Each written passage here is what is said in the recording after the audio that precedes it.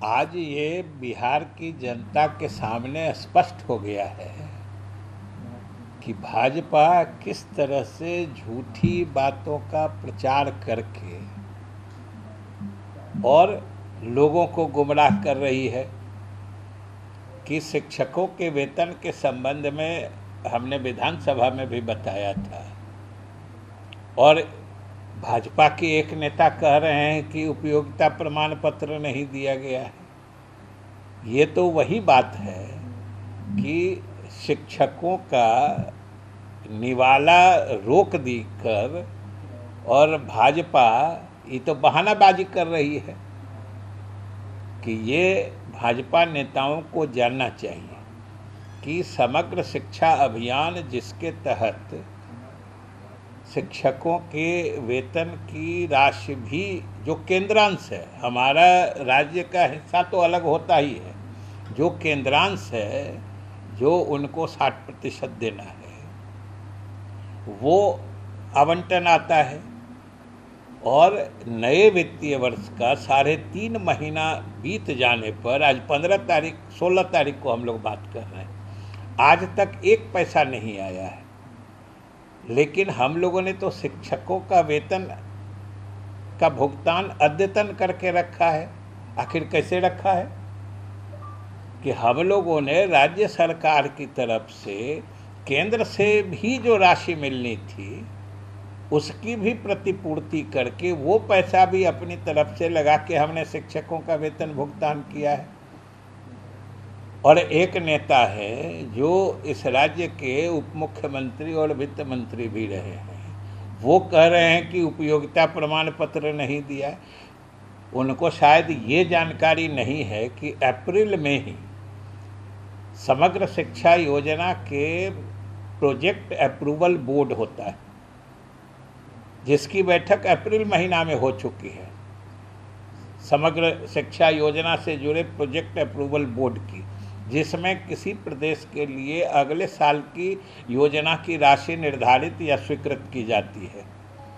उस project approval board की बैठक अप्रैल में ही हो चुकी है और उसी में जितने चाहे उपयोगिता प्रमाण पत्र हो या जो भी आवश्यक कागजात थे, जो भी आवश्यक सूचनाएं थी, वो भारत सरकार को दी जा चुकी हैं, तभी अगले साल की योजना स्वीकृत होती है। और आज कह रहे हैं पैसा नहीं दिया है, तो एक तो ये बने उसका निवाला रोक रहे हैं और दूसरा बहानेबाजी क्या कर रहे हैं, राज्य सरकार पर झूठा तोहमत लगा रहे हैं कि हम लोगों ने तो उसी समय अप्रैल में ही दे दिया जिसके बाद हमारी योजना स्वीकृत हुई, और आज कह रहे नहीं है। और उससे भी बड़ी बात, तो आज तो शिक्षकों का वेतन भुगतान तो सीधे उनके खाते में जाता है, डीबीटी होता है जो ऑनलाइन वेरीफाई हो सकता है, कहीं से बैठे बैठे सत्यापित हो सकता है कि शिक्षकों का वेतन दिया गया कि नहीं।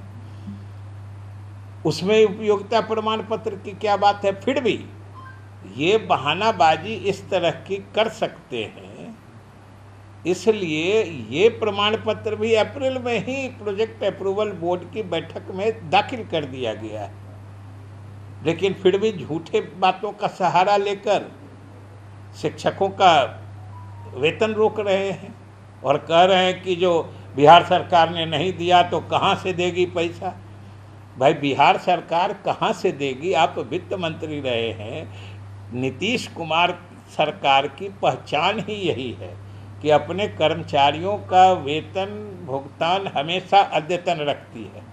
केंद्र ने अपना हिस्सा नहीं दिया, लेकिन अभी भी शिक्षकों का वेतन भुगतान अब अद्यतन है, जून तक का दिया हुआ है। जुलाई जैसे ही ख़त्म होगा उनका वेतन मिल जाएगा। ये अनुपूरक बजट जो हमने लाया है उसमें भी 6223 करोड़ रुपया सिर्फ हम लोगों ने केंद्रांश की प्रतिपूर्ति के लिए प्रावधान किया है कि वो पैसा नहीं देंगे, फिर भी हम अपने संसाधन से पैसा लगाकर शिक्षकों को वेतन की दिक्कत नहीं होने देंगे। ये हमारा कमिटमेंट है शिक्षकों के हितों के प्रति। तो ये तो मतलब झूठी तसल्ली और झूठे बहानेबाजी वाले लोग हैं जो भाजपा सरकार की हमेशा से नियति रही है। इसलिए ये अगर ईमानदारी से कुछ शिक्षकों का भला चाहते हैं तो सबसे पहले तो ये 3.5-4 महीने का वेतन का पैसा जो केंद्र सरकार रोके हुई है उसको तो दिलवा दें। हम तो शिक्षकों के हित में अपना पैसा लगा के पूरा पैसा भुगतान कर रहे हैं। इसलिए बिहार की जनता सब कुछ देख रही है, समझ रही है, और इनकी बहानेबाजी और शिक्षकों के प्रति जो इनका द्वेषपूर्ण रवैया है उसको भी देख रही है। लेकिन सर, ये एक तरफ तो ये लोग कह रहे हैं कि हम शिक्षक के हित में आंदोलन कर रहे हैं, आवाज़ बुलंद कर रहे हैं, मांग मनवा रहे हैं, दूसरी तरफ वेतन नहीं दे रहे हैं। ये कैसा व्यवहार है, कैसा रवैया है? तो ये तो दोहरा चरित्र हुआ ना। आप ही सोचिए ना कि ये बिहार के शिक्षक भली भांति समझते हैं कि उनका सच्चा हितैषी कौन है, और इसीलिए हमने सदन में भी कहा था हम तो ये फैसला शिक्षकों पर ही छोड़ते हैं जो उनका सही माने में हितैषी कौन है, जो 4 महीने बीतने को आ रहे हैं और तनख्वाह का 60% पैसा जो कमिटेड उनका मतलब राशि देनी है वो आज तक एक पैसा नहीं दिया।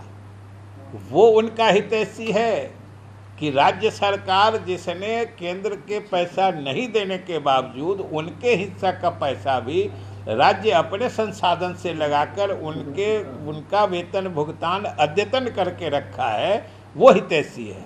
ये तो शिक्षक फैसला करेंगे। सर, एक सवाल है, सिर्फ शिक्षक की बात नहीं है, उप मुख्यमंत्री लगातार कर रहे हैं कि केंद्र सरकार सौतेला व्यवहार कर रही है।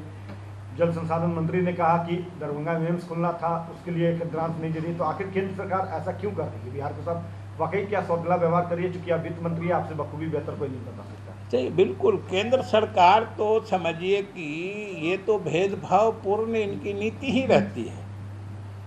आपने देखा कि हर जगह चुनाव जहाँ जहाँ हुए हैं, हर जगह देखते होइएगा किसी दिन हफ्ता 10 दिन में किसी दिन प्रधानमंत्री, किसी दिन गृह मंत्री उन प्रदेशों में जाते हैं। अभी 4 राज्य के चुनाव होने हैं, देखिएगा कुछ दिन में किसी प्रदेश में जाके 12,000 करोड़ की योजना, किसी प्रदेश में जाके 18,000 करोड़ की योजना का शिलान्यास उद्घाटन होता है। बिहार में भी चुनाव हुआ था, उस समय साथ ही थे। कोई केंद्र की योजना आपने सुनी क्या? कोई केंद्र की योजना? और केंद्रीय योजना देने की तो बात छोड़ दीजिए, जो केंद्र प्रायोजित योजनाएं हैं जिसमें उनको अपना हिस्सा देना होता है वो भी नहीं देते। एक तो केंद्रांश घटाते जा रहे हैं। किसी ज़माने में 100% केंद्र देता था, वैसी योजनाओं में भी घटाते घटाते आज 60-40 कर दिया है या 50-50 कर दिया है। तो ये तो राज्यों की हकमारी कर रहे हैं, और बिहार के साथ तो विशेष भेदभाव करते हैं।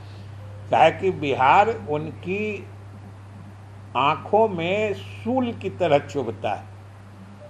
अभी देखा आपने कि एक असंभव सा दिखने वाला चीज़ जो भारत की राजनीतिक इतिहास में पहली दफ़ा केंद्र सरकार के सभी विरोधी पार्टियों की बैठक एकजुटता के लिए बिहार में हुई।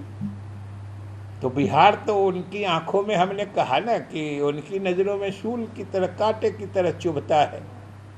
तो स्वाभाविक रूप से वो अपने भरसक जितना बिहार का नुकसान कर सकते हैं वो करते हैं। बैठक भी है, बैठक है, बैठक में लालू यादव, तेजस्वी सब लोग जा रहे हैं। नीतीश कुमार बैठक में सब लोग जा ही रहे।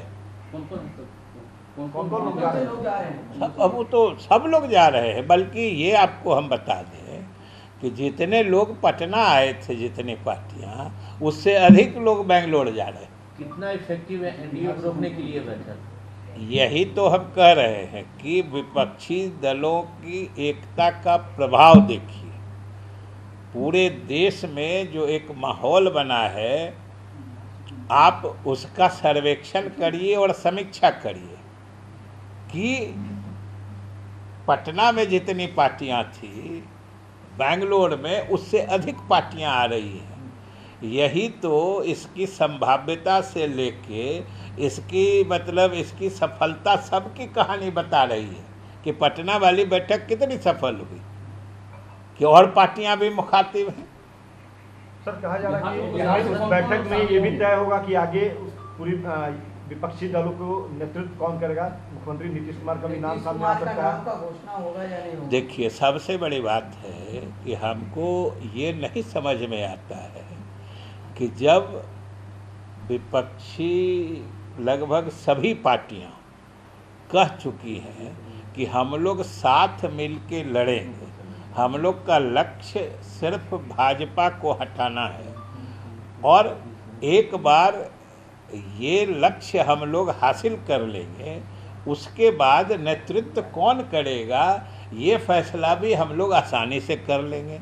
ये बात जब सारे नेता मिलकर अलग अलग हर जगह ये बात बता चुके हैं, तो आखिर नेता कौन होगा, नेता कौन होगा, नेता कौन होगा, ये छटपटाहट क्यों है? ये छटपटाहट क्यों है? ये तो भारतीय विपक्षी राजनीति का परीक्षित तरीका रहा है, और भाजपा उसमें शामिल रही है कि पहले सत्ताधारी दल को हटाओ, फिर आपस में आसानी से नेता तय कर लो। उसी दिन एनडीए की बैठक होनी है, उसी दिन एनडीए के तमाम जितने घटक दल हैं उनकी भी बैठक बुलाई जा रही है, प्लानिंग करेंगे इसके लिए। तो वो करें ना, हम तो कहे ना कि अब हम लोग की बैठक 18 को थी, आप ही लोग बताइए हम लोग का कब से फिक्स है। वो लोग अभी फिक्स कर लिए हैं, तो छटपटाहट में ये क्या, इससे भी कुछ और ऑकवर्ड चीज कर सकते हैं। बीजेपी आरोप लगा रही है चार्ज पूरी तरह से प्री प्लान था, ये लोग को बढ़िया से।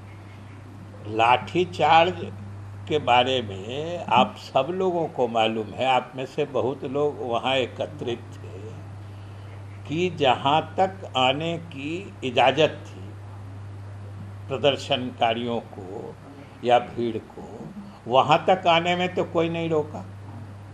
आप सब उसके साक्षी हैं, गवाही हैं। जहाँ से आगे बढ़ने की अनुमति नहीं थी, आप ही लोग के वीडियो में उपलब्ध है कि ज़बरदस्ती पुलिस की बैरिकेडिंग तोड़ के कोई नेता या कोई लोग आगे बढ़ के प्रतिबंधित क्षेत्र में जाना चाहेंगे, तो आखिर पुलिस क्या करेगी ये बताइए। ये तो सीधे सोच की बात है। ऐसा तो नहीं है कि पुलिस गांधी मैदान में वो जमा हुए और वहाँ जाके लाठीचार्ज करने लगी। ऐसा तो नहीं है कि जहाँ तक पुलिस का घेरा था उसके पहले ये थे तो वहाँ पे कुछ होने लगा। उसका तो विजुअल आप ही लोग के मीडिया में उपलब्ध है कि पुलिस का घेरा जब ज़बरदस्ती तोड़ के पुलिस वालों को धकेल के जब बढ़ने लगे, तो ये तो स्वाभाविक होता है कि पुलिस की वहाँ पे ड्यूटी हो जाती है। बिहार से कौन जा रहे हैं उस बैठक में? अरे जो लोग जाते रहे हैं वो वही। एक मेरा सवाल है, सुनिए, ये बैठक एक तरफ एनडीए की हो रही है, एक तरफ आप लोग की हो रही है। एक नेता पहले आपके साथ थे और उन्हें एनडीए में नहीं बुलाया गया है, उपेंद्र कुशवाहा जो है अब अलग हो गया जेडीयू से, और एनडीए में चिराग पासवान को बुलाया जा रहा है, लेकिन उपेंद्र कुशवाहा की पूछ नहीं हुई है, तो क्या पता नहीं। हम लोग को लगता है कि हम लोगों से ज़्यादा गंभीरता से उनको बीजेपी ने पहले पहचान लिया। यूनिफॉर्म सिविल कोड की बात सामने आई है कि सरकार सब समर्थन नहीं करेगी। बिहार सरकार यूनिफॉर्म सिविल कोड को देखिए, बिहार सरकार और जनता दल यू, हमको लगता है गठबंधन के लगभग सभी पार्टियों का ये मानना है कि यूनिफॉर्म सिविल कोड लागू करने के लिए उपयुक्त माहौल अभी इस देश में नहीं है, इसलिए उसको अभी लागू करने की ज़रूरत नहीं है। वो इसलिए भी कि आप ही बताइए कि इसी सरकार ने, केंद्र सरकार ने, मोदी सरकार ने ही लॉ कमीशन को ये मामला जांच करने के लिए दिया था, और अभी 2018 में इन्हीं के विधि आयोग ने, लॉ कमीशन ने रिपोर्ट दिया कि समान नागरिक संहिता यानी यूनिफॉर्म सिविल कोड लागू करने की न आवश्यकता है न ये वांछनीय है। उसका लैंग्वेज है कि नाइदर नेसेसरी नॉर डिजायरेबल। तो हम लोग तो ये समझना चाहते हैं कि आखिर 18-19 में इन्हीं के आयोग ने जो ये प्रतिवेदन दिया तो पिछला 2-3 साल में बिहार के सामाजिक माहौल में या सामाजिक इसके गठन में क्या परिवर्तन हो गया जो फिर इसको नए ढंग से आगे बढ़ा रहे हैं। और आप समझिए कि ये तो एक तरह से ज़बरदस्ती थोपने लादने की साजिश हो रही है। जिस ढंग से प्रधानमंत्री ने भोपाल में घोषणा कर दी कि ये सब है, एक देश एक कानून होगा, अब यहीं के एक भाजपा नेता जो उसके लॉ पैनल में भी है बयान दे रहे हैं आदिवासी को अलग कर देंगे। अब इनको धीरे धीरे एहसास हो रहा है। क्या करें, आज हमने फिर देखा है जो उसकी तिथियां जो लोगों से रिस्पांस लेने की है उस तिथि भी बढ़ाई गई है। इसलिए ये तो सिर्फ इनको किसी चीज़ से मतलब नहीं है। अब चुनाव आने वाला है, उसके पहले फिर ये कोई इस तरह का सनसनीखेज मुद्दा देश में फैलाना चाहते हैं जिससे कि देश में सांप्रदायिक ध्रुवीकरण का माहौल बने।